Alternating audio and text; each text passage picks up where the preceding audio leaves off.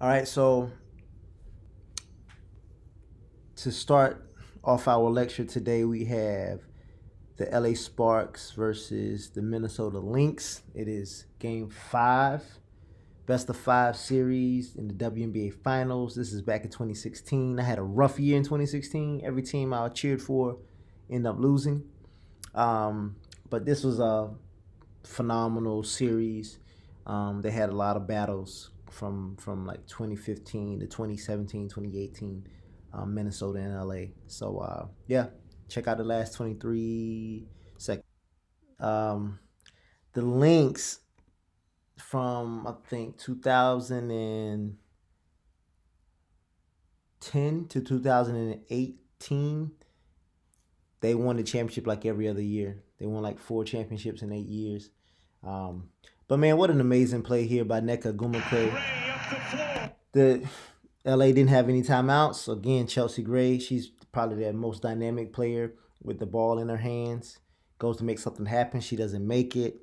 Nneka Ogwumike, who I believe was the WNBA MVP that year, her field goal percentage was ridiculous and her rebounding was crazy. And so it's only fitting that she gets the rebound, gets blocked, and then gets the offensive rebound again and scores, falling down to the ground. And Minnesota didn't have any more timeouts left, so the best they can do was a heave from half court. So yeah, crazy game, crazy like back and forth series, a lot of energy in the Target Center. So our lecture for today is on core values, talking about what's important to you as a coach. These are things that you have to define. These are things you have to talk about, and you have to do everything you can to try to implement them into your everyday. If not, they are just nice sounding words on a piece of paper. And so I want to go through some things that I've done in the past to really not just have these core values, but actually like give them meaning and to what we do, make them really a part of the program, and hopefully um, get some buy-in from the players as it concerns these things. So my core values are hard work, determination, confidence, and togetherness. There was a time where I had a bunch of core values, and then I'm like, if if um if I'm having a hard time remembering what my core values are, how in the world I'm gonna expect my players to remember? And so it became like a less is more type thing, and I think I had gotten to three at one point in time, and then I really thought about it and really needed a fourth one. And so these can change. These have been my four for probably the last 4 years, but I can see a scenario where I might add one to make it five. But yeah, these are the things that I've landed on that are just really important to me and want to be important to my program. And I just think these are things that have just kind of been important to my life. And so that's another thing too. Like you want to, if you have if you're able to have a story or a narrative of something to go along with these things, and sharing that, I think it'll stick, right? It'll be better than your players just trying to remember something. It'll help them remember. It'll help it stick when there's a story or there's some type of narrative that go along with these things. Um, so one thing that I did thinking about like how can I make my core values easier to remember, I I attached a phrase to them, right? So like with hard work, and the phrase is kind of like a definition, kind of like a guide, right? So when we talk about hard work, right things, right pace. So you working on the right things, but also working on them at the correct pace. Um, when you're learning a new skill, you probably want to take your time. You're probably not going to be going fast, right? Whether it's footwork or whatever it is new, there's a slower pace that's going to be acceptable.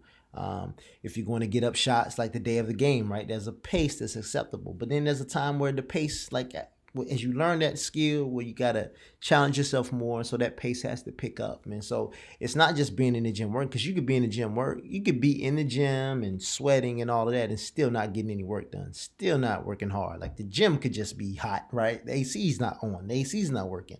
Um, or you could just be in there for a long time, but not really getting anything accomplished. So it's working on the right things. Or you working on, like, are you in there? You're working on things that you're not ever going to do, things that's not going to be pertinent to your success as a player. Um, so yeah, so that's one thing. When we talk about hard work, we talk about right things, right pace, and I think these are things that it's easy for your players to remember as well. Determination, eyes on the prize, mind on the process. And so just kind of giving that visual of, like, you have something that you're trying to get to, but then there's a process that you got to think about in order for that to happen. So, and some days you need the prize to make it through the process, right? And some days you need the process to make it to the prize. So you see the prize, it looks so far away, and so now, okay, I just focus day by day, each day, this step of the process, step one, step two, step three, step four, and I won't think about 1,000 steps that it's going to take to get to the prize. I just think about each step that's in front of me each day.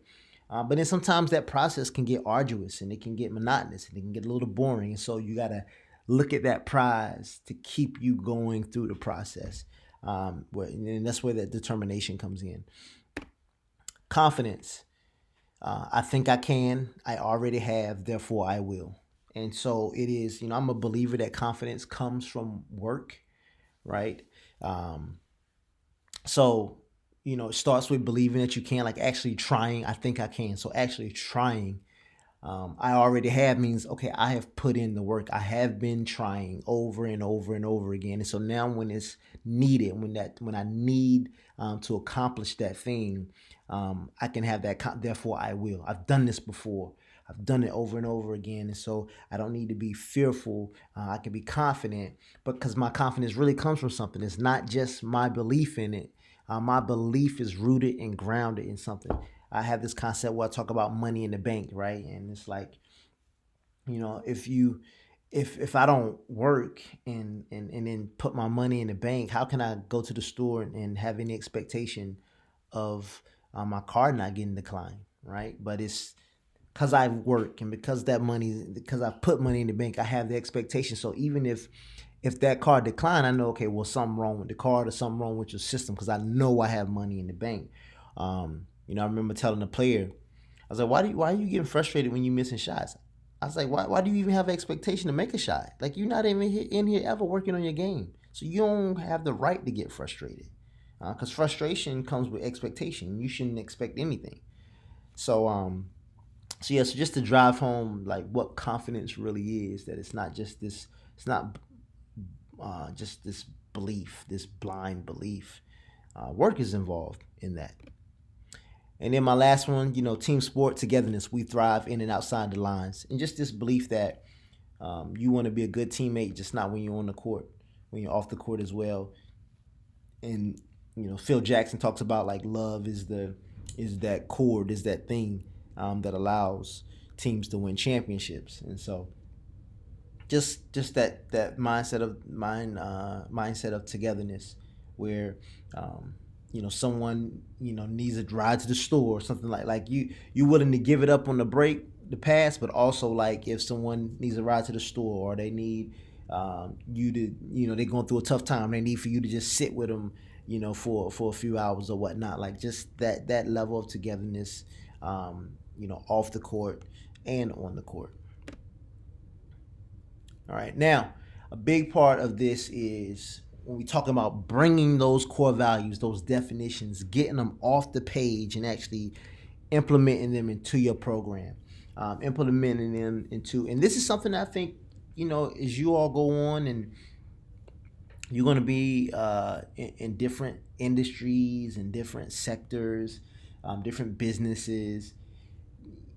If you're in a management or leadership position, like, you're going to have some core values, and you need to find a way that they're just not, paintings on the wall, right? Where you walk into a place and They might have, hard work on the wall. And say, well, what does that mean, right? What does that mean? And so, um, I started thinking about this years ago and started putting like, okay, what is hard work? What can we, because we can all have different definitions of hard work.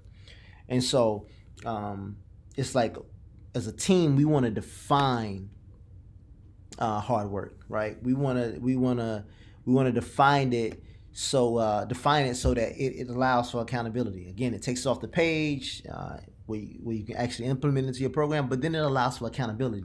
Now, when everyone knows how we going to define hard work, when it is tied to an action, now the best player on the team and the worst player on the team and everybody in between can be held to this standard, right? Because we say this is not abiding by our standard of what our definition of what hard work is.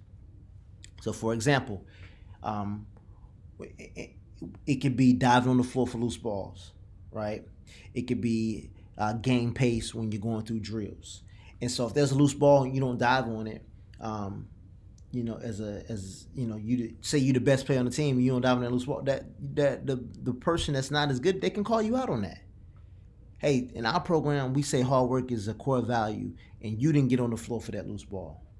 You're not working hard. I don't care how sweaty you are. I don't care, like, you're not working hard according to our definition, right? Or if they're going through drills and it's not at the right pace. Remember, right things, right pace.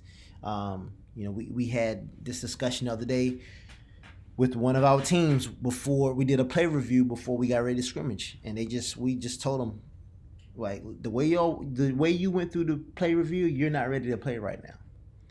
And sure enough, we got off to a slow start coming out of to start off the scrimmage. So again, like, this is part of like something that I do with the team where we sit down and they come up with these things themselves, right? They define. I give them some direction, but they define it, because when they define it, when they have some autonomy, they have some control in determining what these things are. Now they're going to be more likely to hold themselves to it, and hold each other to it. And I can say, well, listen, you define this. You said this is what hard work look like. Not me. This is what you said. So I'm holding you accountable to what you said hard work looks like. Another example: confidence. Shoulders back, chin up. Right? The actions of confidence come before the feelings of confidence. And so it's like, hey man, you make a mistake, you don't drop your shoulders, you don't slump your shoulders, you don't put your head down. That ain't what we do here, right? You always show confidence. Working on your game outside of practice. Remember, we talked about like how work is a big part of confidence. And so whether you create a chart of who's getting in the gym outside of practice, right? I've heard of teams giving everybody a different color marble, and every time they put in work outside of practice, they put a marble inside the jar, right, or something like that. So it's different things you can use. It could even be a person missing a shot, and then the next time down, because they missed a shot, they decide not to take a shot that should have been the right shot to take. Right. Well, that shows that they don't have confidence in themselves, and you got to be able to have that confidence regardless of the last thing that took place. So it's so many different things, so many different ways it's gone through for my teams throughout the years. But this is something that I want you to do, and so there's going to be an assignment to correspond with this particular lecture that I want you to turn in, and I'll give all the details that'll be on Canvas. But I hope you understand it. If not, again, don't hesitate to reach out to me for this. But again, you want to have core values. What's important to you? What's important to your organization? How will you define them? And how will you implement them, so that it's just not something that's on a page, not something that's just on a resume or a philosophy, but they're actually ingrained and implemented into what you're trying to do. And again, this is true for basketball team, it could be true for a retail store, whatever it is. You want your core values to be real, not just something that sounds good and looks good on a piece of paper.